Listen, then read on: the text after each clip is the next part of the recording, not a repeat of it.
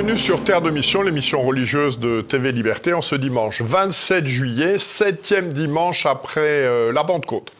Deux séquences dans cette émission. Tout d'abord, une rencontre avec Mère Marie-Pascale, mère générale des Dominicaines enseignantes du Saint-Nom de Jésus de Fanjeaux, à l'occasion des festivités qui ont été organisées il y a quelques jours pour commémorer le 50e anniversaire de la fondation, de la recréation d'une certaine manière de cette congrégation. Ensuite, nous aurons un entretien avec Victor Robert, qui nous présentera un reportage qu'il a fait sur une abbaye qui est en train de renaître en Normandie, l'abbaye de la Lucerne.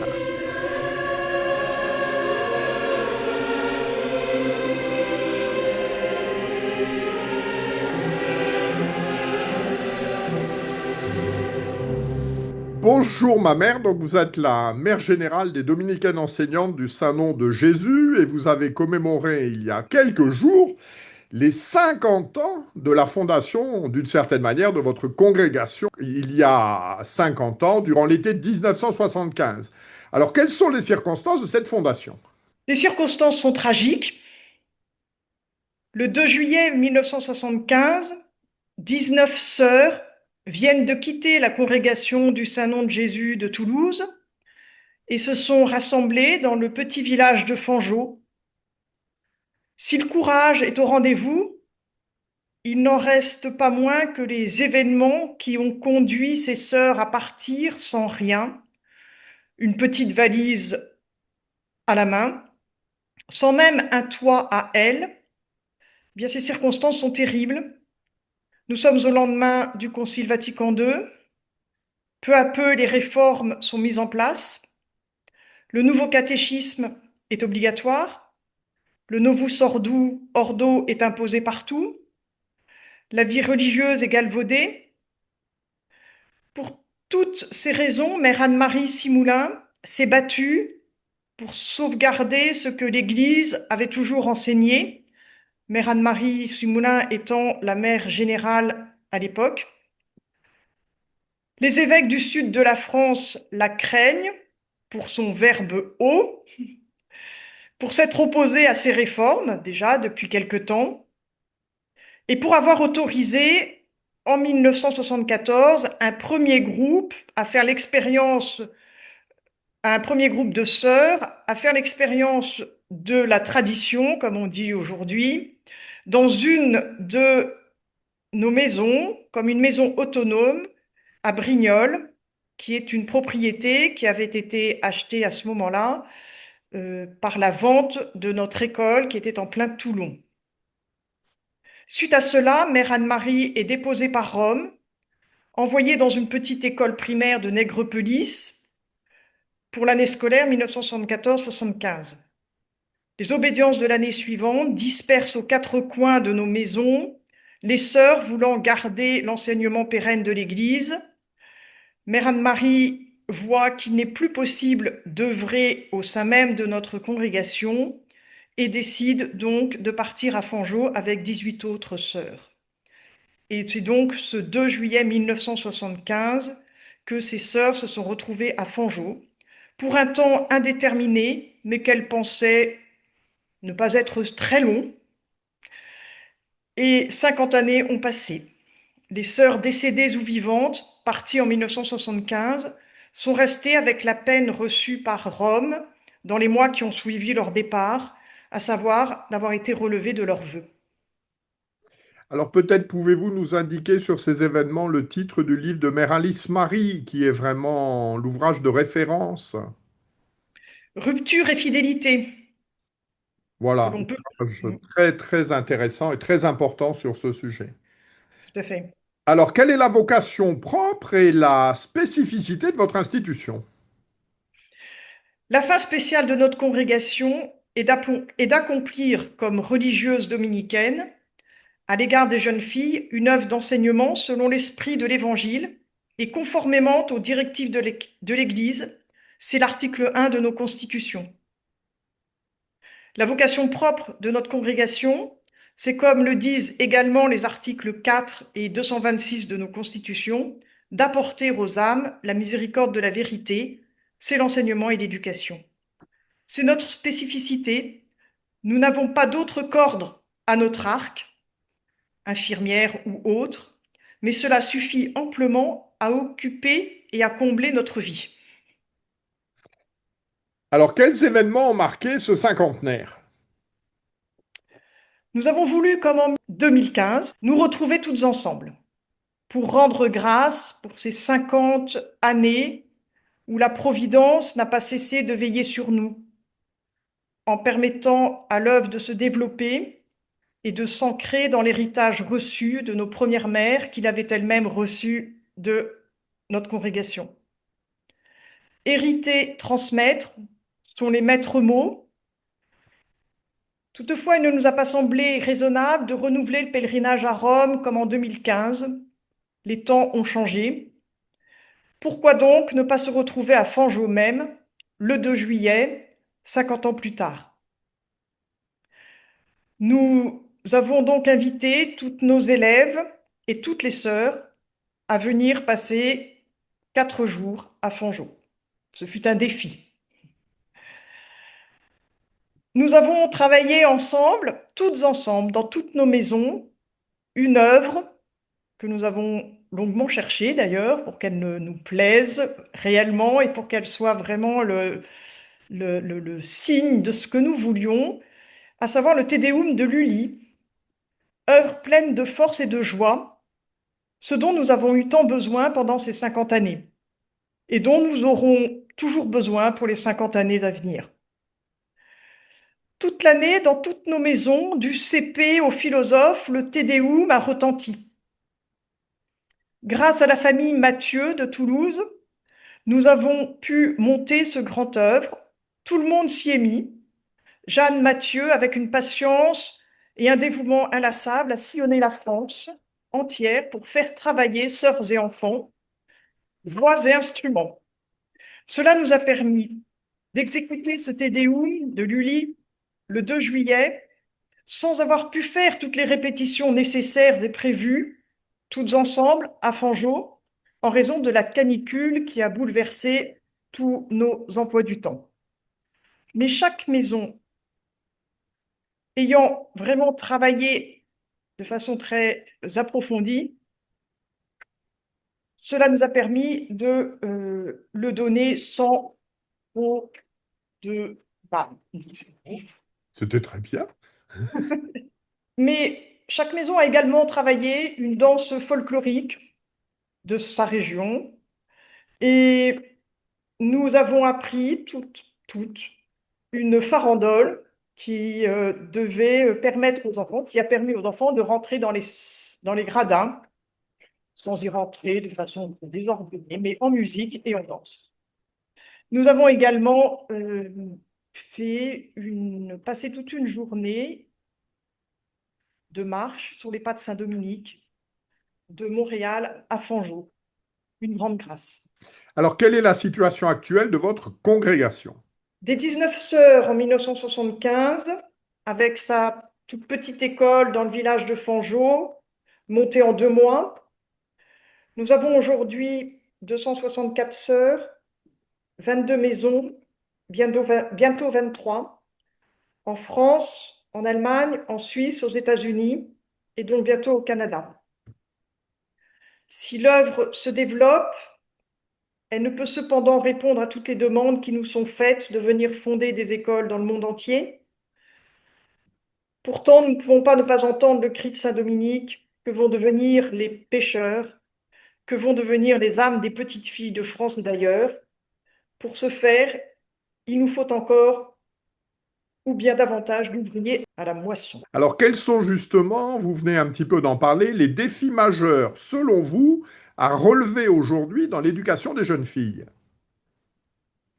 Le défi majeur à relever est celui de poursuivre ce que nos mères ont fait avec tant de courage, continuer à transmettre ce que nous avons reçu de l'enseignement pérenne de l'Église et de notre congrégation, en particulier celui de la place spécifique de la femme chrétienne dans la société, par l'enseignement des humanités, qui ont été les fondements de la civilisation chrétienne. Le but des sœurs, nous dit l'article 229 de nos constitutions, n'est pas de former des femmes qui brillent dans le monde, mais de former des femmes chrétiennes qui soient capables, malgré les contradictions, d'être un ferment évangélique dans leur milieu. Merci beaucoup. Souhaitez-vous rajouter un mot de conclusion? Ce que je disais tout à l'heure, l'essentiel est de hériter et de transmettre. C'est le titre que nous avons donné à ce petit ouvrage qui est sorti pour nos 50 ans, qui retrace l'histoire de notre congrégation et qui a la chance, pour nous en tous les cas, d'avoir des témoignages de Mère Marie-Geneviève Rivière, qui a été mère générale pendant 30 ans dans notre congrégation et qui a connu notre congrégation avant 1975 et qui raconte ce qu'elle a connu de notre congrégation.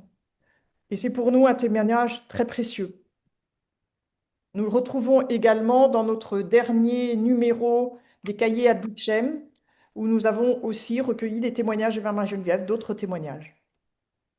Merci beaucoup, ma mère. Donc, nous mettrons le lien Internet pour faire l'acquisition de ces documents. Et puis, je renvoie également nos téléspectateurs à la vidéo, l'enregistrement disponible sur YouTube, cinquantenaire de Fangeau, où vous pourrez retrouver les 3h30, 3h33 précisément, je crois, dans mon souvenir, du spectacle que vous avez donné il y a quelques jours. Merci, monsieur. Merci beaucoup, ma mère. Merci beaucoup.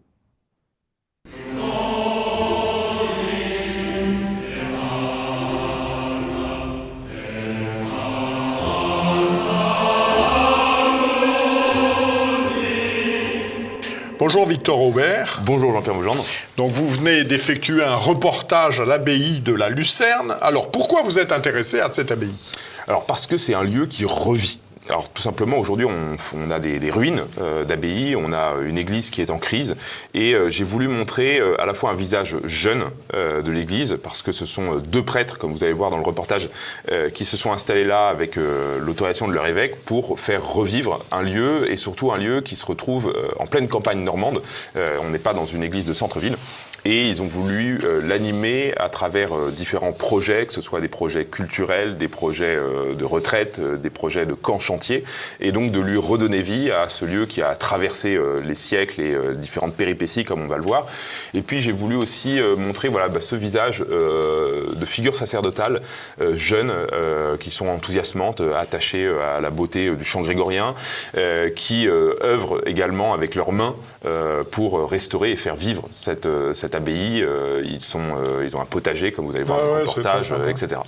Qu'est-ce qui vous a marqué dans cette enquête? Alors, je pense vraiment cette dimension un petit peu paradoxale de notre époque, c'est-à-dire où on a l'impression que tout est en train de s'effondrer et que le bien ne fait pas de bruit, puisqu'il y a des petits endroits secrets, cachés dans notre pays, où on voit ressurgir justement l'espérance. Eh bien, nous allons partager cette espérance ensemble. Donc, place au reportage. Merci Victor. Merci Jean-Pierre. Je suis tombé à genoux, je me suis mis à pleurer d'émotion. Un des piliers de la nef s'effondre, entraînant avec lui les voûtes. L'abbatiale donc est maintenant éventrée, ça va devenir une carrière de pierre. Le christianisme, évidemment, n'a pas dit son dernier mot dans notre société actuelle. Moines expulsés, sanctuaires pillés, église transformée en carrière de pierre, l'abbaye de la Lucerne a failli disparaître. Mais aujourd'hui, elle renaît de ses cendres. Je vous emmène à la rencontre de ceux qui lui redonnent vie. Je suis Victor Aubert, bienvenue dans ce nouveau format de web reportage. Ma mission, vous emmener à la découverte de la France cachée. Nous allons rencontrer l'abbé Guillaume Antoine, prêtre du diocèse de Coutances en Normandie. Vous allez voir qu'il incarne un vrai renouveau catholique en France, celui de prêtres jeunes et dynamiques qui rebâtissent, vivent et propage une foi plus locale et enracinée.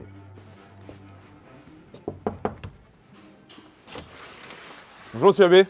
Bienvenue Victor à l'abbaye de la Lucerne. Merci beaucoup, vous m'emmenez visiter. Très volontiers. Vous êtes arrivé quand ici monsieur l'abbé? Eh bien, nous sommes arrivés en 2022 Donc on a été installé ici par Monseigneur Le Boulge, qui était évêque de Coutances à l'époque. Et donc il nous a confié la mission d'y développer un centre spirituel et culturel pour vraiment habiter ce lieu de prière et y recevoir tous ceux qui y viennent. Bon bah Victor, puisque vous me faites la joie de venir nous visiter, eh bien je vous conduis devant le maître des lieux. En avant.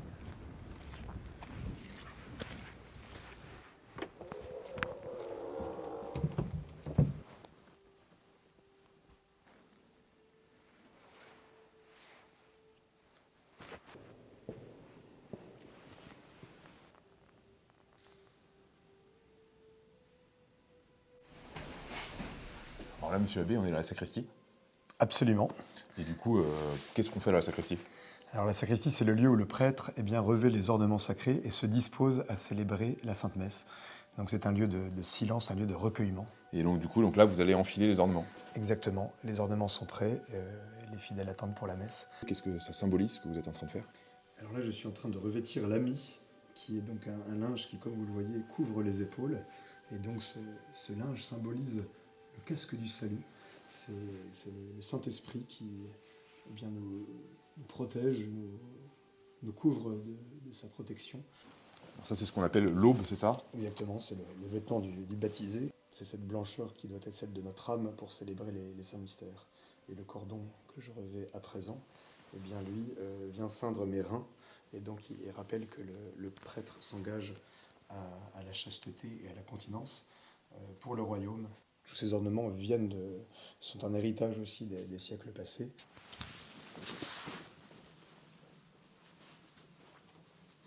Voilà, et enfin, donc c'est la chasuble qui, comme vous voyez, enveloppe le tout. Elle symbolise la charité du Christ. Alors, est-ce que vous acceptez que nous filmions la messe?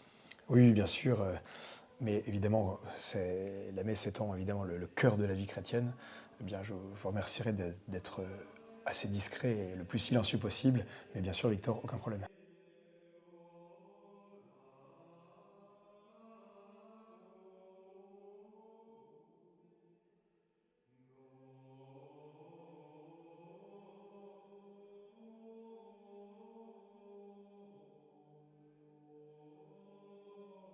Alors, vous avez dit, la messe, c'est le cœur de la vie chrétienne. Comment est-ce qu'on peut expliquer en quelques mots la messe? C'est un immense mystère, mais voilà, nous croyons de toutes nos forces, l'Église croit de toutes ses forces depuis 2000 ans, que la petite parcelle de pain, qu'on appelle une hostie, eh bien, par l'ordination et par les paroles consécratoires, donc l'ordination du prêtre qui prononce les paroles consécratoires et l'imposition des mains, eh bien, nous croyons que ce pain et ce vin, puisqu'il y a aussi du vin, eh bien, vont devenir la présence réelle du Seigneur Jésus, et donc il sera réellement présent en son corps, en son âme, en sa divinité. Donc c'est quelque chose d'absolument saisissant, et finalement, au cours de la messe, eh bien, Dieu vient lui-même, il vient nous visiter, il vient faire de nous sa présence, et donc c'est un miracle qui se produit à chaque messe, et c'est extraordinaire.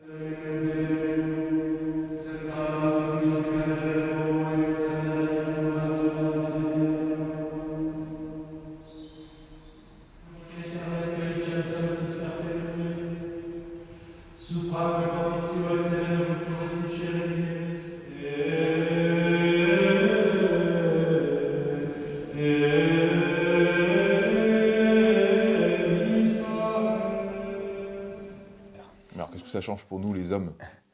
Eh bien, on est divinisé, c'est-à-dire qu'on reçoit Dieu, et finalement, c'est le ciel sur la terre, ça nous prépare à ce que nous vivrons dans l'éternité.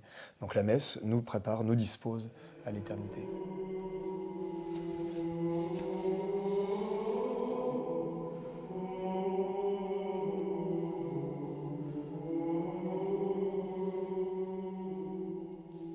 Je sors d'une messe absolument magnifique avec un chant grégorien sublime et surtout le lieu est vraiment propice au recueillement, c'est extraordinaire. Monsieur Abbé, tout à l'heure pendant la messe, vous chantiez, c'est quoi ce chant? Alors c'est le chant grégorien, donc c'est le chant le plus ancien toujours pratiqué aujourd'hui. Nous avons le répertoire le plus vaste de l'humanité et le plus ancien toujours pratiqué.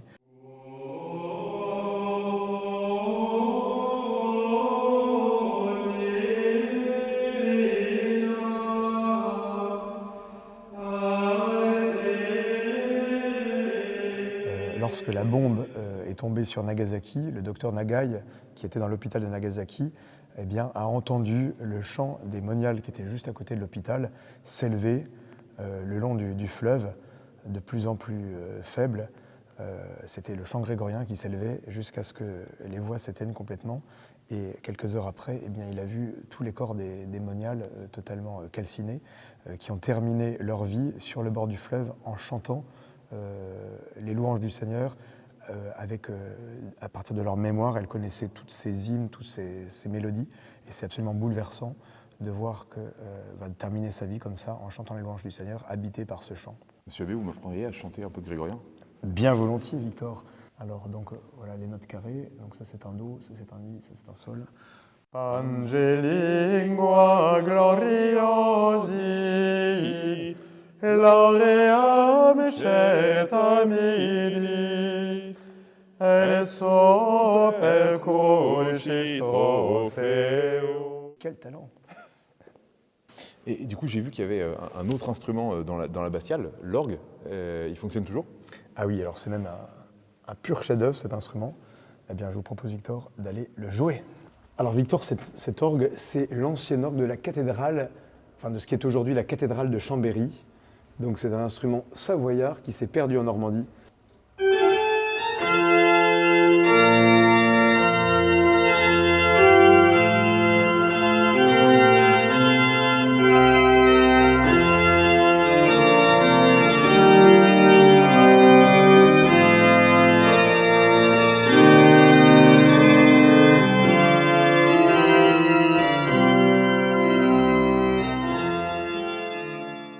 À ce stade de la visite, je suis vraiment touché par le parcours de l'abbé. On sent que la musique, mais aussi l'histoire et l'architecture comptent beaucoup dans sa vie. Tout ça participe au rayonnement de cette aventure, c'est certain. J'ai l'impression que cette abbaye, qui n'était plus qu'un tas de ruines en 1947, ressuscite. Alors, monsieur Abbé, quelle est l'histoire de ces lieux? Eh bien, Victor, c'est un lieu qui est chargé d'histoire. L'abbaye a été fondée au XIIe siècle. Donc, on est ici dans un vallon plein de charme. C'est la vallée du Tard, qui est un petit cours d'eau qui circule dans le fond de cette vallée. Cette abbaye est un vrai morceau d'histoire de France. Elle a été fondée en 1143 par Asculphe de Subligny. Elle doit ensuite son essor à un moine visionnaire, Achard de Saint-Victor. Il la reconstruit, il l'anime et repose aujourd'hui sous son abbatiale. Elle vit son apogée au XIIIe siècle. Le cloître est animé, le grégorien résonne dans la nef, les débats théologiques vont bon train. Puis, c'est la guerre de 100 ans. Les moines trouvent protection dans le camp anglais. Après les remous des guerres de religion, l'abbaye reprend vie jusqu'à la Révolution. Alors, qu'est-ce qui s'est passé à la Révolution française ici? Alors, comme toutes les abbayes, l'abbaye a été vendue comme bien national, puisque l'État avait besoin d'argent, donc il va se saisir de tous les biens de l'Église. Les vœux religieux eux-mêmes vont être interdits par la Convention nationale, donc nos pauvres chanoines ici vont être chassés. Et l'abbaye va être vendue, donc rachetée par un armateur Grandvillet, qui va la transformer pour une activité industrielle. Donc il faut imaginer que l'abbatiale, qui est derrière là, va servir d'usine. Et faute d'entretien, eh bien, un des piliers de la nef s'effondre, entraînant avec lui les voûtes. Et l'abbatiale donc, est maintenant éventrée et les gens vont se servir ça va devenir une carrière de pierre en quelque sorte et on va retrouver des pierres de l'édifice dans toutes les fermes et bâtiments des alentours. Voilà, donc effectivement, l'abbaye n'est plus qu'une plaie béante. Les dégradations vont se poursuivre à travers les siècles, puisqu'en 1947, alors que l'abbaye a déjà été classée monument historique, les voûtes du chœur s'effondrent et donc c'est vraiment un spectacle de désolation. Alors, qu'est-ce qui va permettre la renaissance de ces lieux? Dieu suscite des hommes providentiels pour faire son œuvre, et là, ça va être l'abbé Marcel Le Légard, qui va y consacrer toutes ses forces jusqu'à sa mort. Il a joué un jeu à son époque qui a permis d'aider aux travaux de l'abbaye. Oui, c'est un jeu télévisé qui s'appelle La Roue tourne. C'est vrai que ça l'a rendu populaire dans la France entière, puisque c'était un jeu animé par Guy Lux. Et donc l'abbé Le Légard avait une très vaste culture. C'est un peu le qui veut gagner des millions de l'époque. Il va gagner toutes les manches et finalement gagner le jeu. Et il y aura même une Ondine, c'était une belle voiture à l'époque, qui va être vendue aux enchères ici.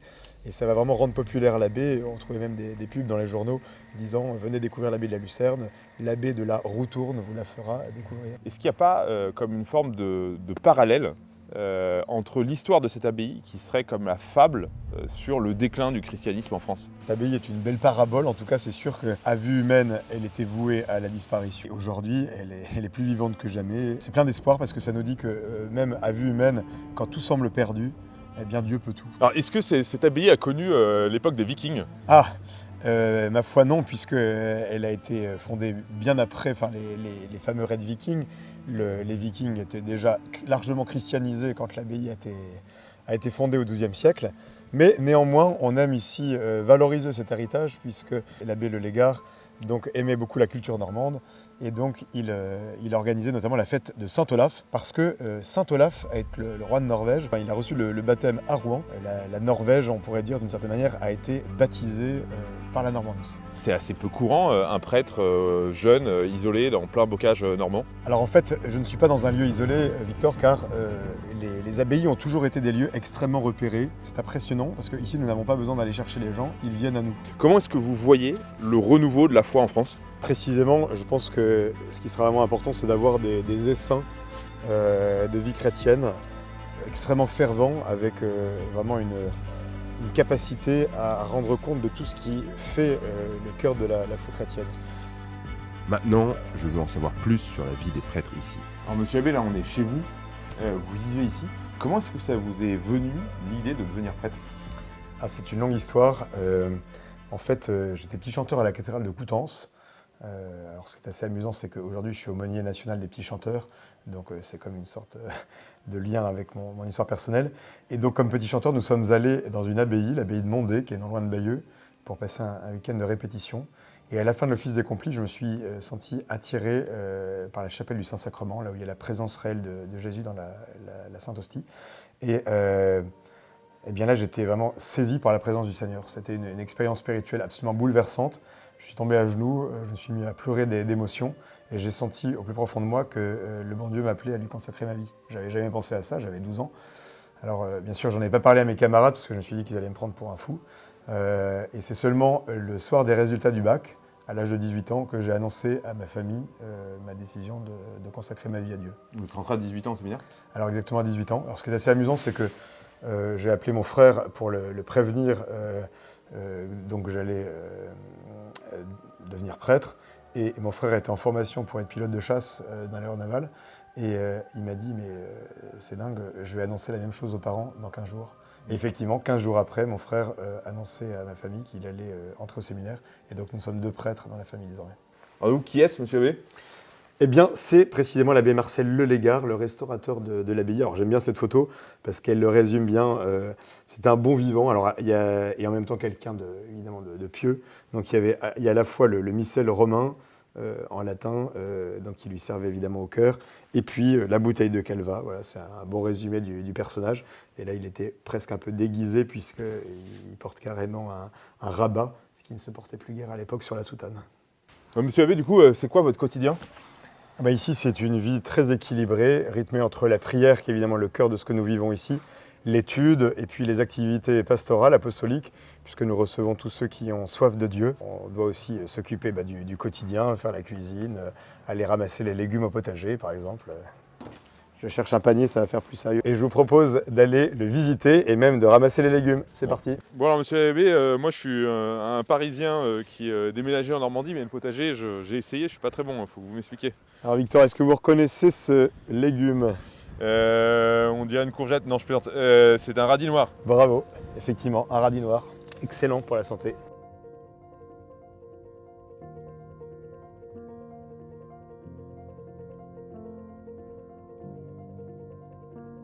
Et donc du coup là vous êtes autosuffisant avec ce potager? Autosuffisant, non, parce qu'on reçoit beaucoup de monde. Par exemple, pendant la semaine sainte, on sera jusqu'à 70-80. 70-80. Voilà. Ouais. Donc ça mange en plus les jeunes. Mais évidemment, c'est quand même agréable d'avoir des bons produits comme ceci.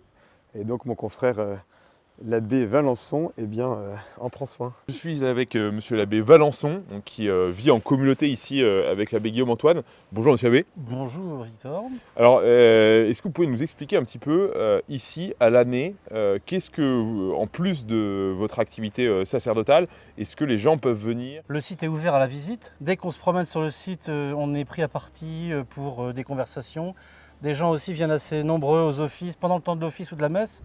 Et du coup, c'est aussi des possibilités très intéressantes de contact avec tous ces gens qui souvent ont plus ou pas de religion Et le lieu les touche, le grégorien les touche aussi. Toute cette partie ouverte à la visite qui est organisée par la fondation qui est propriétaire des lieux. Et du coup, cette fondation, c'est elle qui est en charge aussi de la mise en valeur du patrimoine. Un chantier à plus de 500 000 € financé pour moitié par la mission Stéphane Bern, puisqu'on avait été élu par l'Auto du patrimoine. Je trouve ça très touchant de se dire aujourd'hui, on a l'impression qu'il y a plein de savoir-faire qui se perdent, tout un artisanat qui n'est plus de la qualité qu'on faisait autrefois. Et pourtant, on est encore capable d'un travail vraiment d'excellence. Est-ce qu'on peut venir ici en retraite pour se recueillir quelques jours? Ça fait partie de nos grands objectifs, c'est de rénover intégralement le moulin dans lequel nous habitons. Et alors, est-ce qu'on peut aussi venir vous aider sur un chantier?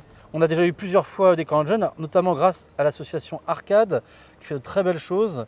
Je crois que c'est aussi un lieu de culture, il y a des concerts également. Oui. Le lieu est très demandé. Bon, il y a une acoustique exceptionnelle dans l'abbatiale. La famille Lefebvre a enregistré son dernier CD. On a beaucoup de demandes. Je quitte un lieu chargé d'histoire. Du haut Moyen-Âge jusqu'à aujourd'hui, cette abbaye a traversé les siècles. Après des heures sombres, elle reprend vie. Et si le destin de cette abbaye annonçait la naissance d'un nouveau catholicisme, plus local et enraciné?